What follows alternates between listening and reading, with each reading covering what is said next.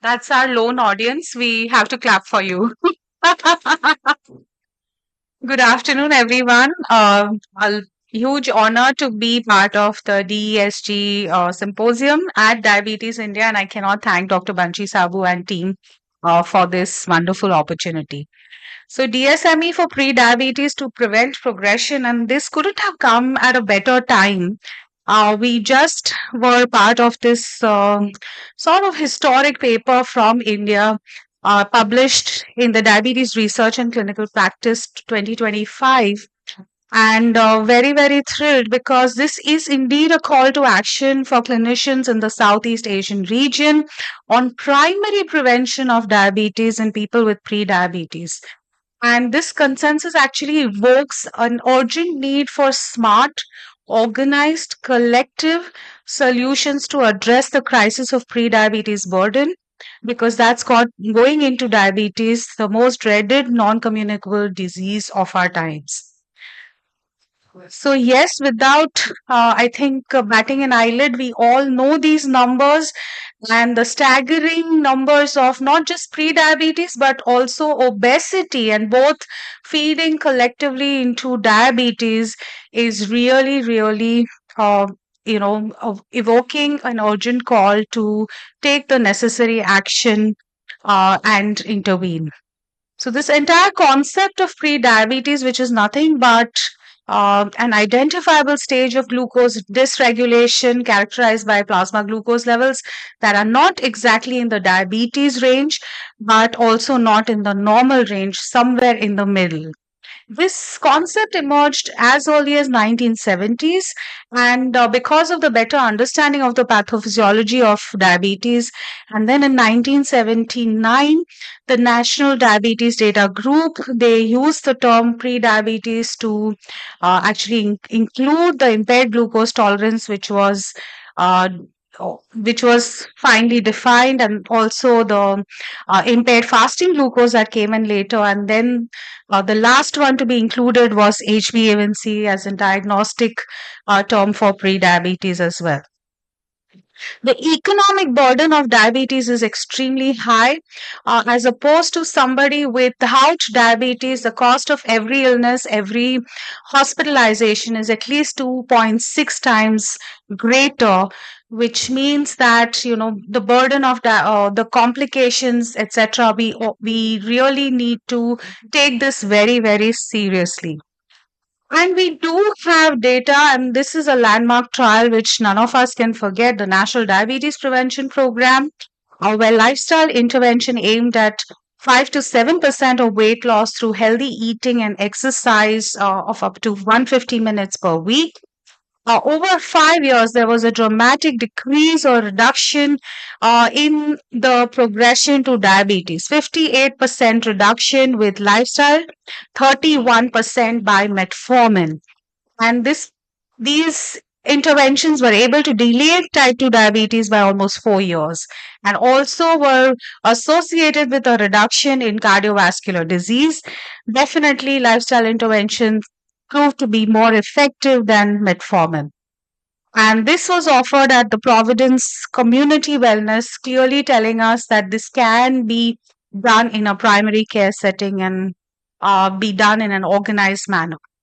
So here comes diabetes self-management, education, and support, because I told you the numbers are staggering of pre-diabetes. So the volume is high. The economic burden is very high, and we need to come up with structured solutions for a country like India. And I want to give it that Indian perspective because we are already quite aware of what the West and all my other colleagues are going to, touch upon. They have very organized, structured programs on diabetes self-management, education, and support already established in their system, and it's only a matter of choice in India. So, the purpose of DSMES is to give some people with diabetes a knowledge, the skills, and the confidence to accept responsibility for self managing their condition, and includes collaboration with the healthcare team, making informed decisions, solving problems, developing personal goals and action plans, and coping with the emotions and also life stresses. In terms of evidence, there is clear evidence that DSME helps in reduction or improvement of HbA1c, BMI, and waist circumference, and also benefits in terms of quality of life, diabetes-related complications, and healthy coping strategies to decrease diabetes-related distress. To ensure that this is available, this program is available to every person affected by diabetes, pre-diabetes, or other cardiometabolic conditions, it is essential that the health systems, payers, providers, and every stakeholder in this milieu work together to reduce the barriers and improve access. So there was a joint statement which was between six different associations that was sort of written, and this is the joint report from the ADA, the Association of Diabetes Care and Education Specialists. This is just an example, but this was published online and was quite well structured and well organized in terms of the goal, the objective, the goal being that increase the number of persons living with diabetes who benefit from diabetes self-management education and support, and this is well applicable to pre-diabetes as well. And in fact, even more important in pre-diabetes for all the reasons I talked about. And the objective is to summarize the benefits of DSME and also describe at least the four critical times that it should be implemented, and then how to go about implementing it. There is enough evidence that DSME improves outcomes and lowers the cost. However, there may be definitely it has been shown to reduce hospital admissions, readmissions, and estimated lifetime healthcare costs related to a lower risk of complications. However, a systematic review found that, in fact, people with type 2 diabetes who had received DSMES services had an average decrease in HbA1c of 0.55%. And this disease, in comparison to those who received routine treatment instead of the structured program, so this comparison was quite valid. And so studies may not always prove, but I think over time we have definitely come to the conclusion that DSME is the need of the hour because it is associated with with biochemical parameters improvement and improvement in quality of life, and definitely reducing the burden or the economic burden as well as the conversion to diabetes itself. So even though it's such a emergent call to action, it is really underutilized, and this can change. As of the numbers of a few years ago, only 6.8% of individuals with newly diagnosed diabetes with private health insurance received this program implementation within 12 months of diagnosis. So the question of actually using this in pre-diabetes is definitely, we know that it's underutilized, and yet we need to actually enhance that application. It's not just a random program developed, it's developed based on the national standards for diabetes self-management education and support. And they apply these standards as teaching tools for evidence-based education of diabetes patients. So it's not any random program, it's well based on evidence, and no single approach is identified as a solution for everyone. But again, based on the socio-cultural differences, I think there's an urgent need to develop something like this for India. So the 10 program standards include internal structure, external input, the access, which is very, very important, the program coordination, the instructional staff, which has to be multidisciplinary, the curriculum, which should be based on guidelines and evidence and include the entire gamut of aspects that are important to diabetes management. Of course, individualization is important even within that program. Continuing the education and patient progress should be measured, and there should be an endeavor to improve quality at every point. And this is further, enhanced and consolidated by the latest evidence which supports the 2022 national standards.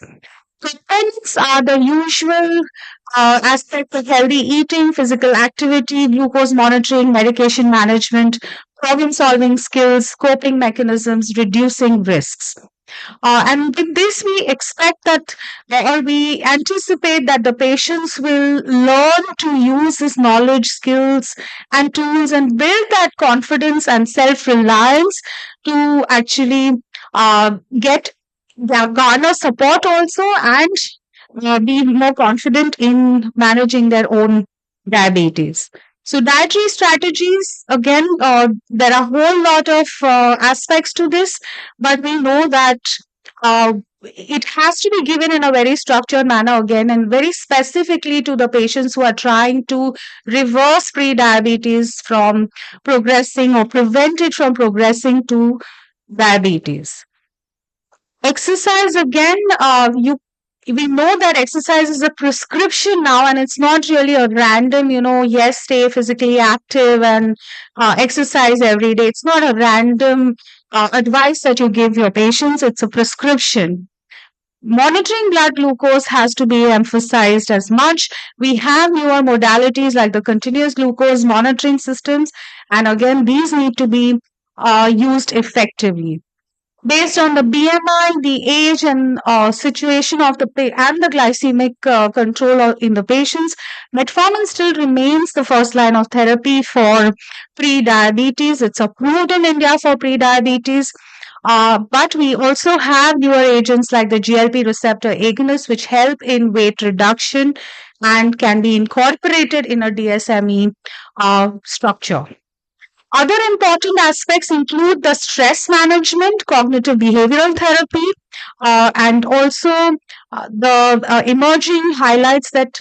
emerging research that highlights gut dysbiosis as a contributor to insulin resistance. Hence, we can also tackle gut health at the same time.